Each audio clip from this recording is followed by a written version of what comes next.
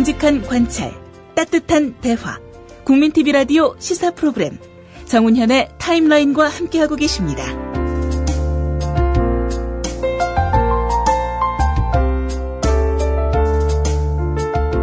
학교 하면 떠오르는 게 여러분은 무엇입니까? 행복보다는 불행이 더 익숙한 것이 요즘 우리 사회의 현실입니다. 아이들이 고통을 겪으면 학부모도 당연히 괴롭죠. 또 이를 지켜봐야 하는 선생님들도 그 고통은 무척 클 텐데요. 이렇게 보면 보통의 악순환이군요. 이런 점에서 최근에 나온 서울형 혁신학교 이야기란 책이 눈길을 끌고 있습니다. 오늘 초대석에서는 최근 이 책을 내신 서울 강명초등학교 이부영 선생님을 모셨습니다. 이 선생님은 혁신학교인 서울 강명초등학교에서 혁신부장을 하시면서 겪은 2년간의 기록을 책으로 엮었는데요. 현장 교사가 목격한 혁신학교 얘기를 오늘 좀 자세히 알아보도록 하겠습니다. 이 선생님 안녕하십니까? 네, 안녕하세요. 오늘 저 멀리서 이렇게 아침에 우리 국민TV까지 초대석에 출연해 주셔서 다시 한번 감사드립니다. 네, 오히려 제가 영광이죠. 별 말씀을요. 네. 자, 그럼 바로 들어가겠습니다. 먼저 이 책, 저도 한 건 봤습니다만은 서울형 혁신학교 이야기, 책이 표지까지 푸르고 녹색이군요. 이 책을 낸 계기를 좀 간단히 먼저 좀 소개해 주시겠습니까? 네. 서울형 혁신학교가 2011년부터 시작이 됐는데요. 예. 사실은 저희가 이런 학교를 아주 오래전부터 꿈꾸고 있었습니다. 예. 네. 그런데 마침 이제 진보교육감 체제가 되면서 혁신학교 정책을 이제 펴게 되면서 저희가 그토록 원하던 학교에서 우리가 어떤 일을 하고 있는지를 좀 기록을 하고 싶었고요. 예. 그다음에 또 왜 우리는 혁신학교를 원했던가. 네. 그동안에 이제 혁신학교 책들이 이제 프로그램 위주로 좀 많이 나온 경향이 있더라고요. 예. 그래서 저는 그 속내를 정말 우리가 그동안에 이런 문제가 있었기 때문에 우리는 이걸 바꾸기 위해서 혁신학교를 했다 하는 것을 첫 해부터 예. 제가 그 담당자로서 있었던 일을 그대로 기록했습니다. 그러시군요. 네. 기록적인 가치도 크군요. 그죠? 네네, 단순히 그렇죠. 혁신학교에만 관련된 내용이나 뿐만 아니라 이걸 교육청이나 그런 교육정책 당국자가 기록하는 것도 중요하지만 네. 학교에서 혁신부장을 맡으셔서 보직을 맡으시면서 일선 학교 교사로서 기록한 것도 참 의미가 크다고 생각합니다. 그죠? 네, 근데 제목을 제가 이제 서울형 혁신학교라고 했는데요. 예. 그게 단지 이제 서울의 혁신학교 얘기를 쓴 게 아니고 예. 제가 그동안에 이제 대한민국 공교육의 얘기를 쓴 거예요, 사실은. 그렇죠. 예. 네네. 사실은 예. 제목은 이렇게 다 하셨지만 말입니다. 네. 예. 자, 선생님 그러면은 서울형 혁신학교는 어떤 학교인가요? 좀 저도 궁금합니다. 네, 원래 이제 서울형 혁신학교가 경기도에서 먼저 혁신학교 정책을 그렇죠. 시작을 해서 예, 경기도 혁신학교를 사실 벤치마킹 해가지고 진보교육감 6개 진보교육감이 실시를 했는데요. 그래서 저희도 이제 혁신학교 정책을 광노현 교육감이 공약으로 내세우고 나서 저희가 먼저 준비를 했어요. 사실은요. 교육청보다 어떻게 보면 학교에서요? 저희 선생님들이요. 아, 선생님들이요? 예, 그동안에 오랫동안 예. 이런 뜻을 가진 선생님들이 교육감님이 당선되자마자 예. 공약을 보고 저희는 먼저 이제 준비를 한 거죠. 예. 그래서 그때부터 저희는 그러면 그 서울형 혁신학교를 어디에 중점을 둘 것인가를 굉장히 고민을 많이 했어요. 예. 근데 이제 지방의 혁신학교, 보통 이제 작은 학교 살리기 운동에서부터 하는 학교는 폐교 직전의 학교들, 그러니까 예. 선생님들이 아무도 안 가려고 하고 예. 그 낙후된 그 지방의 그런 모습에서 뜻을 가진 선생님들이 모여서 이제 새로운 학교를 만들었는데 서울은 지방과 달리 굉장히 규모가 크단 말이에요. 그렇죠. 그리고 도시 중심이고. 그래서 이제 저희가 지방의 어떤 작은 학교 살리기 운동, 그다음에 경기도 혁신학교를 벤치마킹 했지만 이 좀 지역적 여건이 다른 또 인사 제도도 달라요. 예. 저희는 이제 컴퓨터로 이렇게 랜덤으로 해가지고 저희는 학교가 배정이 되는데 경기도는 지원하거든요. 그래서 그런 여러 가지 정책도 다르고 지역적 여건도 다른데 어떻게 하면 이게 서울형 혁신학교는 뭘 그러면 할까 생각했어요. 그래서 그럴 때 이제 저희가 생각한 게 그동안에 우리 아니었던 교육 모습. 우리가 학교에서 그동안에 맨날 교장선생님하고 싸웠던 일, 예. 막 이런 거는 아닙니다 했던 것을 그걸 없애는 것부터 시작하자. 예. 그러니까 저희가 이제 물론 이제 지방의 혁신학교도 마찬가지지만 특히 프로그램 중심으로 가지 말고 정말 수업을 어떻게 하면 정말 제대로 할 수 있고 수업을 방해하는 것들이 뭔가. 예. 그다음에 비교육적인 요소는 뭐냐? 비민주적인 것은 뭐냐? 요걸 먼저 따져갖고요. 저는 그거부터 없애는 것으로 시작을 했어요. 근데 이제 예. 그게 이제 저희가 2년을 지나고 보니까 짧은 기간 동안 굉장히 직효를 했다는 생각이 좀 들었습니다. 예. 방금 말씀하신 것 중에 그 중에서 질문을 하나 드리면은 수업에 방해하거나 네네. 학교 현장에서 비교육적 요소라는 것은 주로 어떤 것을 말씀하십니까? 이제 단적으로 말하면요. 그동안에 이제 교육이 아이들을 위한 교육이다라고 보통 얘기하잖아요. 학교 교육이. 예. 근데 실제로 이제 학교 안에서 보면 그렇지 않은 이제 참 많다는 거죠. 주로 학교의 실적이나 업적을 높이는 일들. 예. 그래서 저희가 이제 심하게 이렇게 말을 해요. 아이들을 이용해서 아이들을 실적이나 업적에 이용한다. 그래서 이제 그 실적과 업적으로 꼭 승진하는 분들이 계시거든요. 아니면 학교 평가에 점수를 많이 받거나. 그래서 이제 저희가 지금 이제 프로그램 위주는 안 된다. 예. 행사 위주는 안 되고 교육 과정 속에서 정말 그 모든 아이들한테 필요한 교육은 국어 시간에, 수학 시간에, 사회 시간에 이렇게 해야지 별도로 새로운 프로그램을 만들면 결국은 수업을 방해하게 되거든요. 예. 그래서 그런 것들이 굉장히 많았던 거죠. 그래서 예를 들면 보통 아이들의 저희가 이제 보편성과 공공성을 굉장히 이제 추구하는데 그동안의 교육이 과연 모든 아이들을 위한 교육이냐? 예. 그게 아니라 공부 잘하는 몇 명 아이들을 위한 교육. 예. 그렇지 않았나. 그래서 저희가 이제 서울대 혁신학교의 그 철학에 보면 공부가 느린 아이, 공부가 좀 이렇게 부족한 아이도 행복한 학교를 만들자예요. 예. 근데 그동안에는 보통 공부를 못 한다는 것도 국영수이지죠. 그러니까 그런 애들은 불행했다는 거죠. 그리고 국영수 잘하는 애들만 행복한 학교가 됐다. 예. 그래서 아이고. 그런 차별적인 요소라든가, 예. 그다음에 정말 아이들을 위한, 저희가 이제 처음부터 끝까지 생각했던 게 어떤 이제 교육이 나오면요. 이게 과연 아이들을 위한 건가. 이거를 먼저 생각했어요. 그래서 교사가 힘들더라도 정말 아이들을 위한 거라면 다수의 아이들, 예. 특정한 몇 명 잘하는 아이들이 아니라 다수의 아이들을 위한 것이라면 우리가 힘들어도 하자.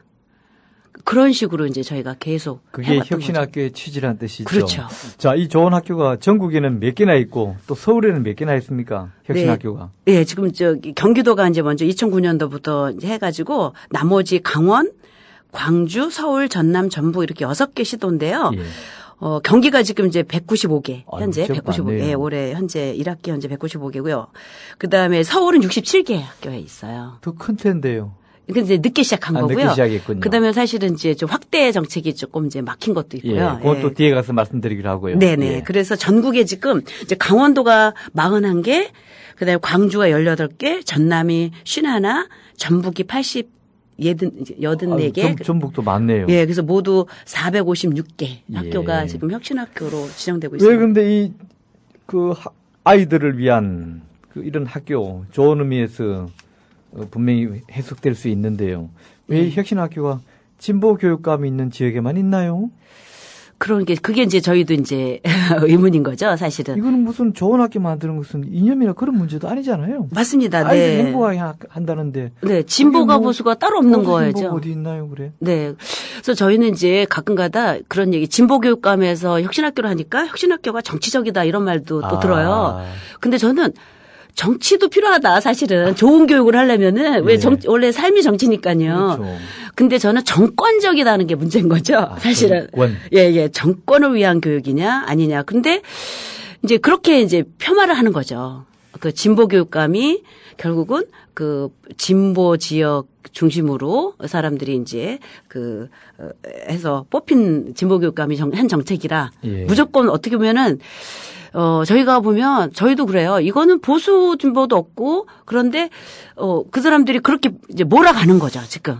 계속. 또 진보 가니까 보수는 또 일부러 안 하고 예를 들면 그런 것도 있겠군요. 네네. 그렇죠? 좋은 건 줄 알면서도 그렇죠. 또 때로는 나쁜 건 줄 알면서도 따라하는 경우도 있고 네네. 좋은 건 줄 알면서도 일부러 누구가 하니까 우리는 안 한다고 또 반대로 배척하는 경우도 있고. 그런 것도 없지 않고요. 그래서 이제 얼마 전에 저희가 그 예. 포럼이 있었어요. 혁신학교 포럼에 그런 얘기도 있었고, 오죽하면 보수 쪽에서도 얼마 전에 혁신학교 정책 포럼이 있었는데 거기서도 이런 얘기가 나왔어요. 그동안에 혁신학교가 이렇게 성과가 많고 학부모도 좋아하고 예. 아이들도 좋아하는데 그러면 그럼 진보교육감 지역에서 이런 성과가 나는데 그러면 너희들은 뭐 했냐? 과연 보수들은 그러면 보수라고 말하는 어떤 단체를 이제 중심으로 해서 그럼 한 게 뭐냐? 이런 얘기를 오히려 보수 쪽에서도 한 게 있었어요. 그래서 무조건 막을 게 아니라 서로 선의의 경쟁. 글쎄요. 아이들을 누가 더 행복하게 하느냐에 서로 그 오히려 행진. 그런 경쟁은 저도 이제 경쟁은 싫어하지만 그런 경쟁 하고 싶다. 좋습니다. 네네. 혁신학교가 인기가 있기는 있나 봐요. 왜냐하면 네. 학교 주변, 혁신학교 주변에 집값이 오른다는 얘기를 뭐 기사에도 나왔다고 하는데요. 네. 이 사실입니까? 네, 제가 놀라운 사실은요. 그 지금 언론 중에서도 보수 언론 뭐 중심으로 해서 혁신학교에 대한 얘기를 교육난에 전혀 싫지를 않는데 예. 재밌는 거는 그 부동산난에 부동산난에 그 보수 언론에서 계속 싣고 있었어요. 제가 그래서 언론에 그 한번 이제 검색을 해보니까 저 부동산난에서 이분들도 무시를 못하는 거죠. 그런데 노골적으로 교육에다가 집어넣지 못하고 이제는 혁신학교다 이러면서 제목입니다. 오히려 그 굉장히 그래프도요. 막 잘 만들어가지고 그래가지고 실어놨더라고요.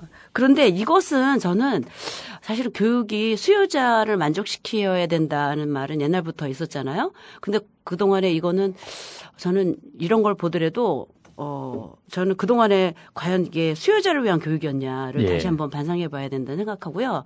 물론 이제 혁신학교를 진행하는 사람들도 이제 계속 이제 또 성찰하고 잘해야 되겠지만, 이 학부모들하고 아이들도 좋아하고, 그리고 저희 학교 같은 경우에도요. 지금 학생 수가 계속 늘어가지고요. 지금 아파트 값이, 전세 값이 엄청 올랐다고 하더라고요. 그래서 위장전입 문제도 지금 저희가 좀 심각한데, 이 학교가 좋아서 오는 사람들을 위장전입했다고 저 몰아낼 수도 없고. 또 그런 문제도 있군요. 네네. 그리고 바로 우리 이웃 옆에 저희 우리나라 그 초등학교 입학은 학구제거든요. 그렇습니까? 이게 법령으로 정해져 있어요. 어느 지역은 어느 학교 간다 이렇게 있는데 이제 물론 특별한 사정을 제외하고는요. 그런데 바로 이웃 학구 두 학교는요 지금 텅텅 비어 있어요. 교실이 남아돌고 있고 왜 그렇습니까? 학생 수도 저희는 지금 30명이 넘어가는데 거기는 16명. 혁신학교라고 해서 좋아서. 근데 그런 좀 적극적으로 저는 이걸 좀 생각해봐야 될 것 같아요. 조금 그래도 그건 어떻게 조정이 좀 필요는 하네요. 그래도. 그렇죠. 정책적으로. 그렇죠? 그럼 그 두 학교도 혁신학교를 한다든지 하면 또 보완되게 그렇죠. 아닙니까? 분산도 되고요. 그렇죠.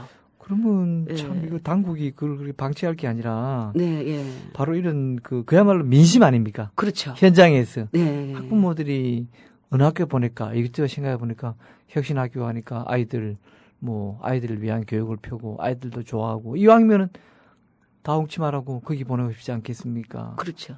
그래서 계속 전화 문의도 많이 오고요. 하다못해 외국에서도 전화 문의 오고. 그래요? 예전에는 대안학교가 사실 공교육이 오죽하면 안 좋아서 대안학교를 나왔겠습니까? 만들었는데 이제 거꾸로 대안학교에서 전화가 오고 있어요. 그리고 또 이제 서울의 교육이 안 좋아서 지방의 혁신학교로 다 전학을 많이 갔거든요. 그래서 이제 하다못해 이제 그 양평 지역에 있는 혁신학교는 작은 학교들은 전부 다 서울에서 부적응한 아이들이 많이 몰려들었어요. 그래서 이제 그 교장 선생님을 잘 아는데 하는 말이 제발 좀 서울 교육 좀 잘해가지고 서울 애들 좀 경기도로 보내지 마라.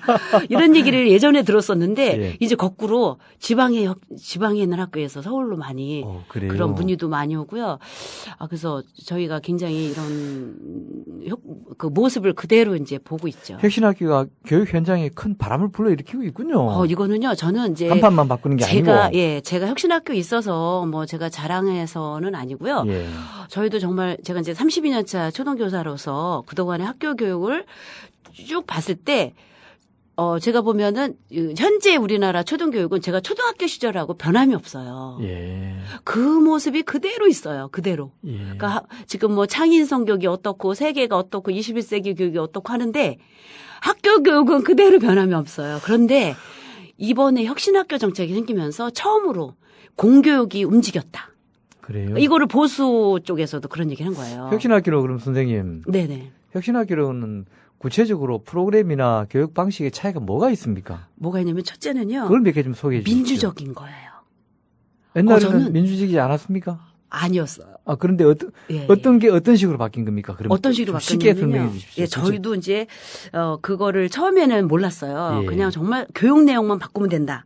그러니까 이제 처음에 저희도 그렇게 생각을 했죠. 그래서 기존에 그냥 아이들을 서열화시키고 예. 뭐 지필평가 봐가지고 100점 만점 해가지고 너 100점, 너 70점, 딱 너 서열화죠. 50점. 예. 그런 거 하지 말고 우리가 정말 그 수업 방법도 바꾸고 일제식으로 선생님은 얘기하고 아이들은 듣고 막 필기하고 예. 교과서 달달 외우고 그런 거에서 이제 아이들이 활동으로 해서 하는 수업 내용을 바꾸자. 뭐 이런 얘기도 많이 하고 그랬는데 가만히 보니까요. 지금 저희가 이제 가장 처음부터 민주적인 원칙을 저희가 앞장을 세웠어요. 앞에 가장. 그러니까 어떤 좋은 것도 민주적인 원칙이 아니면 하지 말자. 저희가 그거를 처음부터 이제 선생님들하고 합의를 한 거예요. 그래서 뭐든지 누가 의견이 교장 선생님이든 신규 선생님이든 뭐 경력이 30년이든 20년이든 할 것 없이 뭘 주장하게 되면 그거를 혼자 무조건 지시 전달이 없는 거죠. 그래서 항상 교사회에서 안건으로 제출을 해야 돼요. 그렇다면 교장 선생님이 자기 좀 권위가 사라진다고 해서 서운해 하실 텐데. 이제 그 문제가 지금 이제 과도기 문제예요. 그렇습니까? 사실 그게 과연 권위가 없는 건가. 예. 그러니까 지금 이제 가장 혁신학교를 반발하는 우리 아주 쪽이 지금 이제 관리자들이 교장 교감. 예. 그리고 앞으로 이제 관리자가 될 사람들인데 그리고 또 이제 교육청 쪽 이제 좀 이렇게 말하자면 이제 그 관리자 쪽인데 왜 그러냐면 그동안에 이제 이분들이 가지고 있는 권위라는 것을 무조건 상명하복, 지시 전달 그냥 하세요. 그러면 이제 밑에 사람들이 그냥 쫙 따르는 거. 그거를 권위 있다고 생각하고 리더십이라고 봤다는 거죠. 예. 권위주의 리더십. 예. 그리고 관료적인 거. 예. 그래서 지금 현재도 그동안에 이제 교육청도 마찬가지였어요. 교육청도 학교에다가 교육 정책을 세울 때 그런 식이었어요. 네. 무조건 프로그램을 해서 내려보내. 지시를 하면 학교에서는 그거를 해가지고 보고를 하는 거죠. 몇 %, 숫자는 얼마. 이렇게 해가지고 보고하고 그래서 그게 결국은 우리나라 교육에 끊임없이 지금도 남아있고 가장 큰 병폐가 아닐까 싶어요.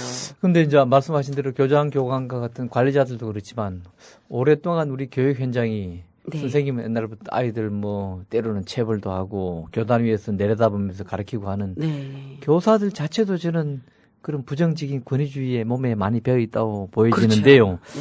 선생님들도 그러면 혁신학교에서 이런 민주적인 의사 전달, 의사 결정 또는 소통을 한다면 선생님들도 좀 많이 바뀌었어야 될 텐데 그런 작업이 선행됐습니까? 그러니까 바로 그 민주적인 원칙이라는 게 그게 다 되더라고요. 교사들이 먼저 바뀌어야죠. 예. 그래서 민주적이라는 말에 저는 그동안에 책으로만 배웠어요. 사지선다형에서는 다 100점 맞았거든요, 선생님들이. 사지선다형으로 민주주의가 무엇이냐, 뭐 민주적인 원칙 그러면 다 100점 맞았는데 막상 저희가 이제 교사회를 민주적으로 하다 보니까 못 하더라고요. 자기 얘기도 못 하고요. 자기 주장도 못 하고 상대방의 얘기도 못 듣고. 그래서 저희 굉장히 힘들었어요, 처음에요. 굉장히 힘들고 그다음에 화만 내고 그다음에 회의는 계속 길어지고 뭐 결론은 안 나고 그래서 중간에 이거 그만두자. 차라리 옛날식으로 그냥 교장 선생님이 시키는 대로 그냥 하자. 뭐 이런 분도 있었어요. 그렇지만 아니다. 그래서 꾸준히 한 결과 정말 하루하루 하면 할수록 선생님들이 야, 이거다. 이거다. 그러면서 선생님들이 그때부터 남의 얘기도 듣기 시작했고요. 그 다음에 말을 못했던 분들도 자기 얘기를 조금씩 하기 시작했고 하다 보니까 그게 고스란히 교실에 가서 적용이 되는 거예요. 교무실에 교무회의가 교실로 가서 아이들하고의 수업에서 나타난다. 이 말씀이죠. 그러니까 저는 선생님들이 그동안에 권위적이었던 그런 이제 그 교사상이 저는 교사들의 잘못이 아니라 똑같은 피해자라고 봐요. 그러니까 그동안에 학교 문화가 그렇게 저는 교장 선생님을 개인을 치르는 건 아니고요. 사실 이 책에 어떻게 보면 교장 선생님들이 제일 불편해하세요. 왜냐면 제가 승진제도의 문제, 오죽하면 제가 우리나라 교육의 문제는 승진제도다라고 아예 그냥 제가 얘기를 한 건 뭐냐면 승진제도가 결국은 학교 교육을 민주적으로 못하게 만들고 교육을 제대로 서지 못하게 만들어요. 그래서 저는 그 승진제도의 선분들이 잘못이 아니고 이 제도의 문제라는 거죠. 그래서 현재 지금 교장교감 선생님도 결국은 이 우리의 그 승진제도의 피해자다. 예. 그래서 이분들은 오직 그 승진제도를 다른 걸 그런 죄밖에 없는 거예요. 솔직히 말하면. 그러니까 그게 잘못된 걸 모르는 거죠. 알겠습니다. 자, 우리 선생님 잠시 우리 간추린 뉴스 몇 가지 듣고 다시 또 얘기 이어가겠습니다. 네. 강원도 춘천 출신 새누리당 김진태 의원입니다. 국정원 여직원의 선거 개입은 사실 무근인 것으로 밝혀졌습니다. 오히려 이 사건은 야당에 의한 여직원 인권 유린 사건이었다고 보아야 합니다. 네, 새누리당 원내대변인 신의진입니다. 하지만 민주당은 북한과 종북 세력이 하고 있는 주장을 똑같이 반복하고 있습니다.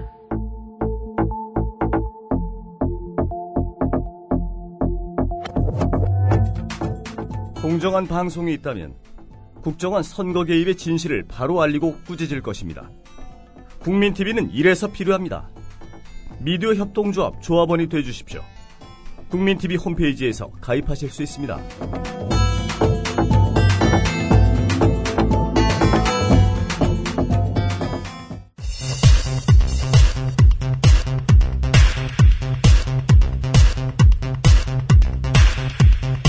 이 시간 간추린 뉴스입니다.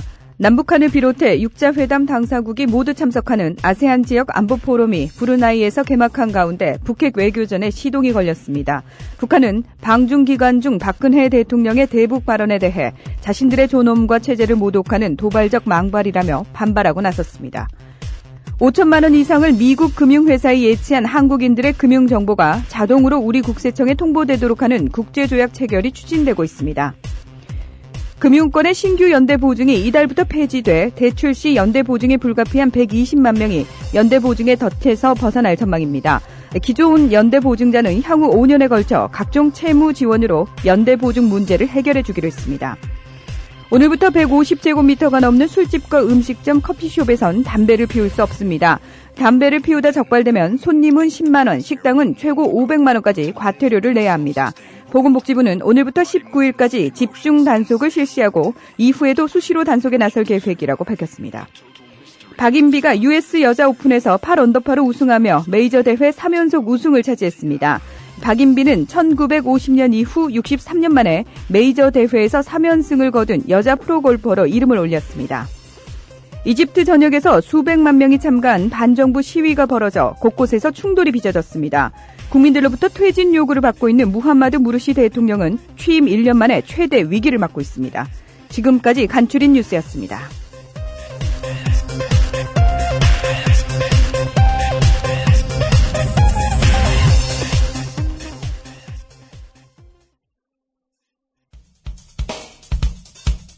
국민TV 라디오 시사 프로그램 정운현의 타임라인을 듣고 계십니다. 지금은 초대석 시간입니다. 네, 초대석 시간입니다. 오늘 이 시간에는 서울형 혁신학교 이야기란 책을 펴내신 서울 강명초등학교 이부영 선생님을 모시고 얘기 나누고 있습니다. 이 선생님. 네. 아까 선생님은 올해 32년 차 교사라고 하셨는데 이런 책 펴내면은 뭐 교장, 교감, 학교에서는 그런 분들 또는 교육청이나 이런 데서 별로 안 좋아하실 텐데 선생님은 교감, 교장 되실 생각이 없습니까? 저 옛날에 있었어요. 그런데 젊은 시절에 있었는데 예. 저도 한번 시도도 해본 적이 있었어요, 사실은. 예. 그런데요. 30대 후반에. 그런데 보니까 안 되더라고요. 왜 안 돼요? 저 같은 성향은 안 되더라고요. 그리고 또 이게 제가 이제 저는 온갖 시도를 다 해봤어요. 32년이 그냥 30년을 본 게 아니라 제가 정말 승진하려면 어떻게 하는 건지 막 이런 것도 가보기도 해봤던데 제가 이제 어느 기사에도 한번 썼었어요. 예. 사실은 점수를 따야 되거든요. 승진하려면 승진 점수를 따야 돼요. 어디서 어떤 점수를 땁니까? 여러 가지 있어요. 그래요? 예, 그게 뭐 0.001, 뭐 0.1 뭐 이런 점수를 계속 계산을 해서 변별성이 별로 없네요? 아니 근데 나름 꽤 있어요. 0.001이라 그러면 그 차이가 뭐가 있습니까? 그러니까요. 그래서 이제 뭐 연구 시범학교 했으면 한 달에 0.01점, 뭐 하면 뭐 점, 연구 무슨 보고서를 내면 몇 점 이러는데 제가 그동안에 책을 굉장히 많이 냈거든요. 예. 근데 그거는 전혀 점수에 들어가지 않아요.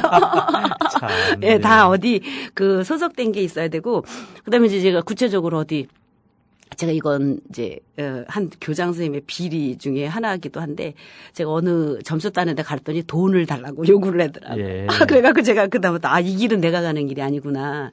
알겠습니다. 예. 포기하십시오. 네네네. 예. 그 국회의원들도요. 예. 한 번 할 생각만 하면 국회의원 잘한답니다. 근데 국회의원을 2번, 3번, 4번 할 생각을 하니까 잘 못한대요. 그러니까 예. 교사들이 학교에서 일체는 선생님들이 교감, 교장을 포기하면은 훌륭한 교사가 되는데 교장, 교감, 장학관을 장학사를 하려고 하니까 늘 타협하고 네. 윗사람 눈치 보고 안 해도 될 짓도 하고 예스맨 되고 돈 갖다 주고 그러니까 이미 그건 교사가 아니라 그거는 그냥 뭡니까 아주 뭐 선생도 아니죠. 선생 질을 하게 되는 거죠. 네. 그래서 저는 이제 그 교장 교감이 되는 게 승진이라는 그 말이 저는 잘못됐다고 보는 거예요. 승진이 아니라 그냥 교사인데 예, 그 승진이라는 것이 무슨 어떤 권력을 얻은 것처럼 생각하고 있는 분위기가 있다는 거죠. 예. 물론 학교 선생님들은 좀 다를 수 있습니다. 네, 예. 1년차 선생님이나 어찌 보면은 지금 30년 차인 우리 이 선생님이나 아이들 가르친다고 하는 본분은 같을 수 있어요. 네. 다만 이제 적절한 연공이 되었을 때 네. 임금이나 또는 어떤 사회적인 선생님도 혁신 부장 아닙니까? 그거는 이제 예를 들어서 이런 것도 이제 연공에 대한 일정한 예우죠. 그 예의가 아니고요. 저희는 예우. 선출했어요. 근데 선출했던 예. 뭐 임명을 했던 하나의 예우라는 거죠. 그런 것이 또 그 사람에게는 동기부여가 되고 또 대외 활동에도 보직이 있는 것이 또 필요할 경우도 있어요. 근데 저는 예우란 말에 조금 이제 다른 생각이 있는데 뭐냐면 저는 중간 역할, 조정자 역할이에요. 절대 예우받는 자리가 아니고요. 그러니까 그동안에 그 부장이라든가 뭐 교장, 교감이 예우를 봐서 예우라고 생각했기 때문에 문제라고 생각해요. 좋은 의미. 네, 그래서 저는 선생님들이 선출했고 그다음에 저는 오죽하면 이제 사람들이 그래요. 혁신학교는 어떤 학교냐? 이부영 같은 사람도 부장 될 수 있는 학교다. 이런 얘기도 얘기할 정도로 제가 아마 웬만한 일반 학교에서는 절대로 부장을 못 하. 직선을 했으니까 되셨네. 저는 투표를 했기 때문에 됐습니다. 네. 아니 이 책 지금 이제 4장에 보면 이런 게 있어요. 진짜 혁신학교, 가짜 혁신학교. 가짜 혁신학교도 있습니까? 그걸 제가 사실은 이건요? 진짜 가짜를 말한다는 게 조금 좀 그렇긴 분별이 한데요. 가능합니까? 일부러 이제 그거는 좀 일부러 좀 세게 좀 그렇게 카피를 뽑은 건데 뭐냐면 혁신학교가 지금도 경기도도 지금 이제 200개 가까이 되는데 이제 한 번은 해봤어요. 과연 어떤 학교가 진짜 혁신학교일까 물어보니까 경기도에서도 10%를 안 보고 있더라고요. 그 중에서. 예. 나머지 90%는 무늬만. 그렇다는 거죠. 그래서 왜냐면 그건 과연 뭐냐. 자체적으로 평가했을 때 이제 서울도 작년에 이제 저희가 한번 봤더니 근데 물론 이제 그분들은 본인들이 혁신학교라고 보는데 저는 이제 근본 의미에서 저희 같은 경우는 우리가 원해서 혁신학교를 한 거고요. 그동안에 이제 학교의 문제점 을 알고 그 문제점을 해결하기 위해서 이런 학교를 만들어야 된다고 저희가 요구해서 이제 혁신학교를 저희는 만든 거고 일반 학교는 제가 볼 때는 예를 들면 이제 돈이 혁신학교 지원금 때문에 했다는 학교들이 굉장히 많아요. 그래서 그거 지원금을 받으면 여러 가지 프로그램을 할 수 있거든요. 근데 그 학교에서도 보면 프로그램을 자꾸 이제 그 성과라고 말한 학교. 물 좀 한 모금 드십시오. 목이 좀 마르시군요. 천천히 말씀하십시오, 선생님. 학교에서는 자꾸 그러겠죠. 그런 걸 자꾸 프로그램 같은 걸 요구해서 그런 게 많아져야 일반 학교하고 비교가 되니까 혁신학교인 걸로 이렇게 좀 티가 좀 날 수 있겠죠. 그런 말씀이죠? 네, 그런데 이제 그렇게 프로그램을 많이 하게 되면 결국 수업을 못 하게 돼요. 그런 점이 있겠네요. 네, 왜냐하면 선생님들이 프로그램에 치여가지고요. 결국은 수업을 소홀하게 될 수밖에 없다. 그래서 그동안에 저희들이 한 말이 저희가 업무하는 틈틈이 수업을 한다 이런 얘기를 했어요. 아이고 주객이 전도됐네요. 그렇죠. 이 얘기는 대한민국 전부 모든 초등학교 교사들이 다 하는 말이에요. 그러니까 제가 이 책을 내니까 이제 교사로서 낸 거기 때문에 이 책을 내니까 전국에 있는 선생님들이 연락을 오는데 힐링이 됐다고 하더라고요. 내가 할 얘기를 다 해줬다. 그런 얘기를 많이 하신 게 뭐냐면 그러니까 업무하는 틈틈이 수업을 한다. 수업하는 틈틈이 업무하는 게 아니라 그 정도로 지금 수업은 별로 관심이 없어요. 예. 그러니까 교육부나 서울시 교육청에서도 학교 평가를 할 때 보면 그 수업을 어떻게 알차게 하느냐는 없어요. 예. 그리고 그 외에 그 프로그램을 얼마나 많이 하고 횟수가 많으냐가 지금 있어요. 본질이 바뀌었군요. 예. 그리고 지금 이제 주 5일제 이제 수업을 평가하는데도 보면 주 5일제 수업을 제대로 하는 학교를 이제 따져보면 5일 동안의 내용은 안 보고요. 예. 토요일 날 뭐를 했나. 오늘 토요일 쉬는 날인데. 오히려 주 5일제는 아이들한테 등교일수를 줄여서라고 분명히 교육부 문건에도 나와 있거든요. 그런데요. 근데 지금 토요일 날 프로그램 수를 얼마나 많이 하느냐가 그 학교의 성과예요. 그래서 시도교육청 성과라든가 학교 성과가 그거 있고요. 또 방과 후 학교 프로그램이 몇 개냐, 참여하는 애가 몇 명이냐를 학교 평가를 한다는 거예요. 엄격히 말하면 그건 공교육 영역은 아니잖아요. 예. 학교 와서 수업이 공교육 영역이지. 그렇죠. 방과 후나 그런 것은 지금 사교육 영역이 오히려 따진다면 그죠. 예. 그런데 지금 조금 이상하다. 수업을 그렇게 하면서록 이제 선생님들이 토요일 날에도 전부 다 출근하고요. 예. 토요일 날 프로그램 만든다고 오히려 그 주 5일 동안에 있는 시간을 할애할 수가 없는 거예요. 그러니까 그런 지금 모순에 빠져 있는 거죠. 자, 선생님. 그리고 혁신학교에 대한 이런 것도 있어요. 혁신학교가 정교조 거점 학교다. 네. 학력이 떨어진다. 네. 뭐 이런 말도 있는데 사실이에요?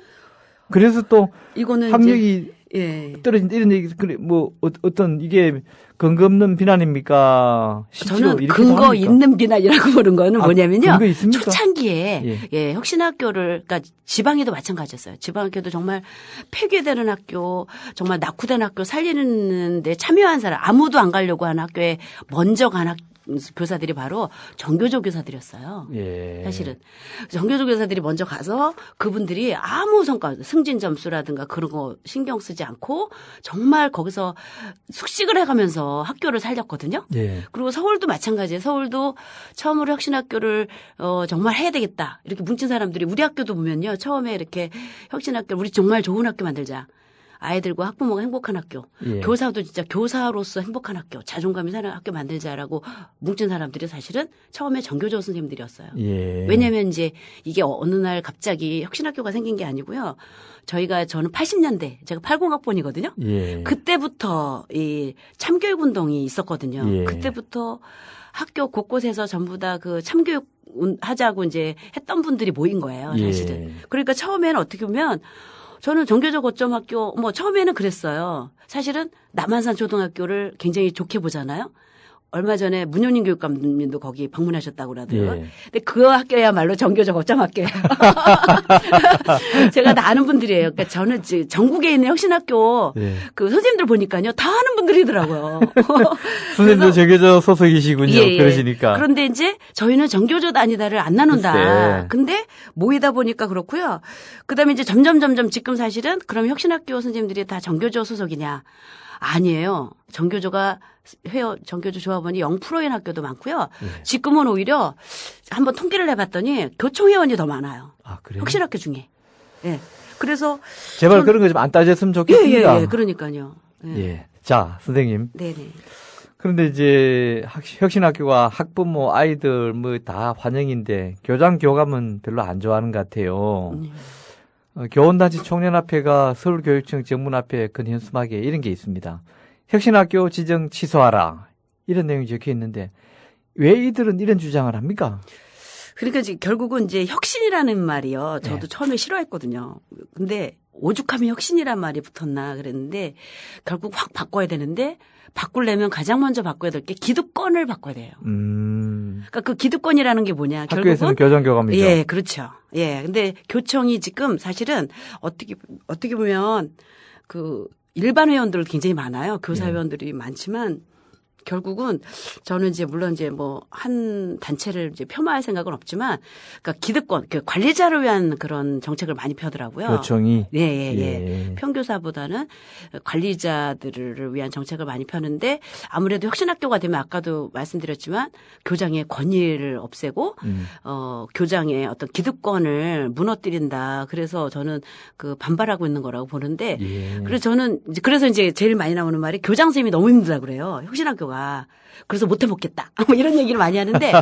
못 해먹겠으면 안 하면 되지. 근데 이제 저는 그런 생각이 들어요. 거꾸로. 교장이 힘들어졌어요. 네. 근데 우리나라의 교장 만족도가 1위잖아요. 직원 만족도가 1위예요. 아, 그래요? 예. 근데 저는 그게 과연 자랑이냐. 그러니까 이거죠. 이번에 이제 교장이 드디어 힘들어진 거예요. 예. 근데 교장 선생님은 원래 힘들어야 되거든요. 가장 힘들어야 되거든요. 교장 선생님이 힘들어지는 게 뭐 있죠? 혁신학교에서? 그러니까 이제 지시대로 딱딱 따르지 않으니까. 그런 체제가 이제 민주적으로 바뀌니까. 민주적으로 바뀌고 교장의 대로 움직이지 않고 교장이 원하는 대로 하지 않고 뭐 교장이 예산도 교장이 원하는 대로 막 이렇게 안 쓰고 다 저기 선생님들의 생각을 다 하니까 아무래도 힘들죠. 그러니까 이제 제가 그랬어요. 교장이 힘들어지니까 아이들은 행복해졌어요. 학부모는 행복해졌어요. 그래서 제가 이제 드디어 제자리로 온 거다. 저는 그렇군요. 네. 아니 근데 자 선생님. 네. 지금 문영린 교육감이 서울시 교육감이죠. 문영린 교육감 부임 후에 지금 혁신학교에 대해서 교육청 내에 국장에서부터 과장, 계장 뭐 쫙 다 교체됐고 네. 지금 혁신학교에 대해서 대대적인 감사가 진행 중이라고 들었는데 뭘 감사하겠다는 겁니까? 그러니까 이제 저희도 지금 감사 대상이에요. 그래서 지금 어젯밤에 오늘 새벽에도 제가 지금 감사 수감 자료를 막 이제 작성하다가 지금 왔는데요. 그게 저는 이제 문영린 교육감의 한 모순이라고도 생각이 들어요. 예. 그러니까 이분이 혁신학교를 잘 몰랐고, 예. 그다음에 이제 과거에 김대중 정권 때는 진보 진영으로 장관을 하신 분이 이번에는 이제 보수 쪽으로 이제 교육감이 나오시면서 그때 내건 정책이 반혁신학교, 반광론교육감 정책이었어요. 그러니까 그게 공약이다 보니까 이분은 이제 혁신학교라는 이름을 버릴 수밖에 없는 거죠. 그런데 가만히 보면 그 혁신학교 내용 속에 지금 현재 이분이 꿈같기를 살리는 행복한 교육이라는 게 다 들어있거든요. 네. 그래서 저는 지금 자꾸 혁신학교 내용의 성과를 자꾸 외면하려고 하시는 것 같아요. 그리고 이번에 혁신학교 지원과도 보면 제가 혁신학교 방해과라고 이름을 붙이거든요. 그러니까 오히려 혁신학교를 방해하는 분들이 다 이제 들어있고 이번에 혁신학교 자문단도 혁신학교 방해 자문단 그 정도로 혁신학교를 싫어하는 분들로 오히려 정책 자문단 하면 오히려 정책을 지원하는 사람들이 돼야 되는데 지금 그 혁신학교를 반대하는 분들이 지금를 모집해놓고 있어요. 아니 이 양반이 교육학자 출신 아닙니까? 그러니까요. 그러니까. 뭐 성향을 떠나서도요. 학교 현장에 어떻게 바뀌어야 되고 어떤 게 좋은 학교인지를 누구보다도 잘 아는 정치인 출신의 교육감이 아니라 그렇죠. 교육으로 평생 밥 벌어먹은 사람인데 그렇다면은 자기가 서울시 교육감급 3년입니까? 임기가 4년입니까? 4년 그게 중요한 게 아니라 아니 내년에 이제 끝나세요. 그렇습니까? 다시 선거 있습니다. 자기가 그러면 이 보선이죠. 보궐이죠. 그렇다면은 자기의 삶이 교육학자적인 양심과 그 길이 있을 텐데 이러면은 이거 자기 스스로를 기만하는 거 아닙니까? 그러니까 저도 그럴 뿐이 아니라고 생각을 하는데 이제 보수 쪽에서 나오다 보니까 이제 그렇게 될 수밖에 없는 현상이죠. 자, 그러면 최근에 어쨌든 광명 교육감, 문영린 교육감 두 교육감이 서로 엇갈렸는데요. 현장의 교사로서 이 두 분을 본 평가랄까, 뭐 그런 걸 좀 인상 비평이랄까, 뭐 정책 비평이랄까, 그런 걸 좀 한 말씀 부탁드립니다. 근데 어떻게 보면 제가 이제 친광명 교육감 쪽에 섰기 때문에 이렇게 말을 하는지 모르겠는데 저는 저희 학교가 이제 민주적인 광명 교육감 개인적으로 친한 건 아니죠? 저는 저는 몰랐어요. 정책으로 친한 것이죠? 네네. 그건 분명히 밝혀두고요. 저희는 이제 광명교육감 재임 시절에도 아닌 거는 아니라고 굉장히 말씀을 많이 드렸어요. 그런데 다른 건 뭐냐. 그동안에 제가 이제 수많은 교육감님도 계셨지만 광명교육감이 그동안의 교육감님하고 다른 게 뭐냐면 현장에 귀를 기울였다는 거예요. 그러니까 그분도 사실은 펼치고자 했던 그런 게 있었겠죠. 그렇지만 현장 교사들의 얘기를 굉장히 많이 들은 거는 저는 유일한 교육감이었다고 봐요.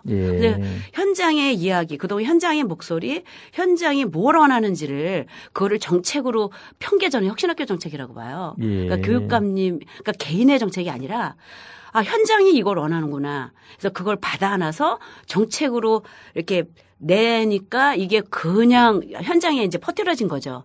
그런데 이제 문영린 교육감도 아쉬운 게 뭐냐면요. 현장을 안 보는 거예요. 예를 들면 예전에 강명규 교감님 현장 교사와의 대화를 무지 많이 했어요. 예. 그다음에 강명규 교감님이 사실은 그 뭐 정교조 쪽이라고 정교조 교육감이라고 말하지만 제가 보건대 그동안에 교총 사람 이게 정교조다 아니다를 떠나서 모든 교직단체 선생님들을 다 만났어요. 관리자뿐만이 아니라 평교사, 뭐 장학사. 그래서 이분이 계속 그런 대화의 시간을 많이 갖고 예. 뭐 좋은 교사 운동 그런 교사들을 많이 만난 거죠. 그런데 거기서 정말 이거야말로 펼칠 정책이다 했고 문현희 교육감은 저는 이제 계속 이제 서울시 교육청에도 저도 얘기를 하는데 그게 안 들어가는 모양이에요. 좀 현장 교사를 만나라. 지금 교장교감 선생님만 만나고 계시거든요. 장학사님 그게 두 교육감의 큰 차이 중에 하나군요. 예. 모르죠. 물론 이제 또 교장교감 만나고 난 뒤에 또 현장 교사를 만날지는 뭐. 근데 문제는요. 교장교감 선생님을 만나고 나서 문제는 좋은 점은 안 보려고 하시고요. 예. 나쁜 점만 지금 막 엄청나게 지금 퍼뜨리고 계세요. 안 그래도 지난번에 그 뭐 교장교감 그 만나가지고 뭐가 또 왜곡돼가지고 그렇죠. 논란을 빚고 한 적도 있죠. 네, 예. 그런 좀 차이가 있어서 저는 그리고 또 하나는 이제 옛날식 정책을 지금 펴고 계시다는 거예요. 예. 그래서 지금 학교 현장이 엄청나게 지금 이제 혼란이 많이 있다는 거죠. 자, 선생님. 네.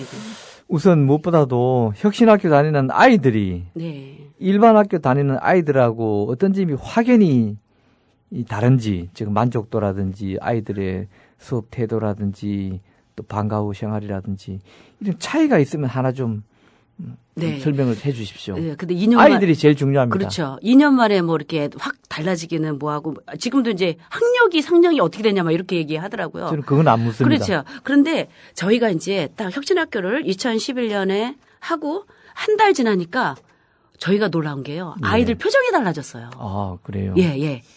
아이들 표정이 서서히 달라지더라고요. 그건 뭐냐면 선생님들의 표정이 달라지니까 선생님들이 우리 학교에 온 선생님들이 이제 저희가 학교를 여는 날을 하거든요. 공개를 하는데 와보면 선생님들 얼굴 표정이 다르다 그래요. 다른 학교하고 선생님들의 눈빛이 다르고 선생님들 얼굴 표정이 환하다. 다른 학교 선생님들이 이렇게 좀 화를 내고 있는 교사들이 많거든요. 그리고 또 아이들이 다르다. 그러니까 아이들이 살아있다. 이런 말을 많이 해요.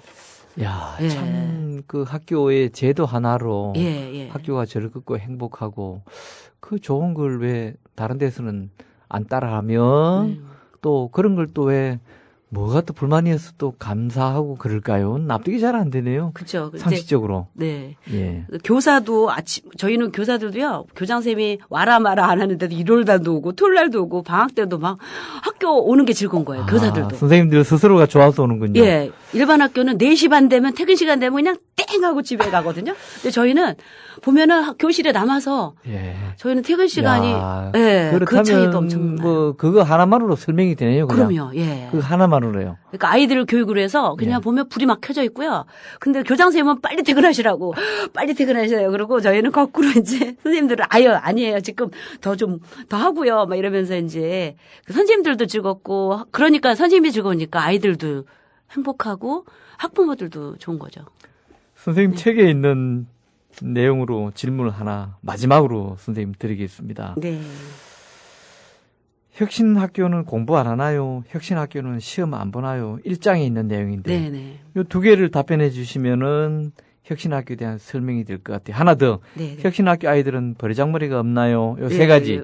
공부 안 하나요? 시험 안 보나요? 버르장머리가 없나요? 이거 하나만 소개해 주시면 오늘 혁신학교에 대한 설명이 될 것 같습니다. 네. 책에 제가 자세히 썼는데 이제 시간이 짧아서 약간만 하면요. 자꾸 공부를 안 한다고 그래요. 그래서 제가 공부 안 하는 학교 그 말 듣는 순간, 우리 학교 혁신학교 맞구나. 오히려 거꾸로 생각한 게 뭐냐면, 그러니까 그 부모들이 옛날에 생각했던 공부를 안 하는 거죠. 공부를 옛날에 부모들은 막 교과서 진도를 나가고 숙제를 많이 내주고 막 시험 보고 막 이랬는데 저희는 애들이 즐겁게 몸을 움직이는 공부를 하는 거예요. 활동 중심이고, 그다음에 평가도 저희는 옛날처럼 지필평가로 해가지고 아이들을 서열화시키는 평가를 안 하거든요. 그 대신 아이들을 늘 수업과 별개로 하는 평가가 아니라 수업을 하면서 아이들을 관찰하면서 못하는 건 도와주고 지원해주고 그러면서 아이들이 즐겁게 배우는 공부. 그다음에 평가도 너는 몇 점이야. 너는 공부 못해 잘해로 규정하는 평가가 아니라 아이들을 도와주는 관찰 중심 평가를 해요. 그러니까 이제 학부모들은 저 학교는 왜 시험도 안 보고 공부도 안 가르치냐고. 그런데 저희처럼 공부 시간에 공부만 열심히 하는 학교 없어요, 사실은. 예. 버르장머리는 어때요, 애들? 버르장머리 뭐냐면요. 그동안에 교사들도 교장 선생님 앞에서 말 못했거든요. 예. 그냥 그 권위에서 뭐 감히 말을 못했는데 아이들도 마찬가지였어요. 예. 교사들 앞에서 말을 못했는데 저희는 아이들 말을 살려주자. 예. 예. 그래서 무슨 말이라도 교사들 들어주는 그런 학교이기 때문에 이제 그런 말이 나온 거죠. 예. 네. 자, 선생님, 오늘 선생님 모시고 뭐 10시간을 들어도 재미있고 유익한 대화이겠습니다만. 네, 또 불러주시기 바랍니다. 예. 시간 관계에서 오늘 여기서 선생님 마치겠습니다. 이 선생님 오늘 말씀 감사합니다. 네, 감사합니다. 지금까지 혁신학교 책을 펴내신 서울 강명초등학교 이부영 선생님과 함께했습니다.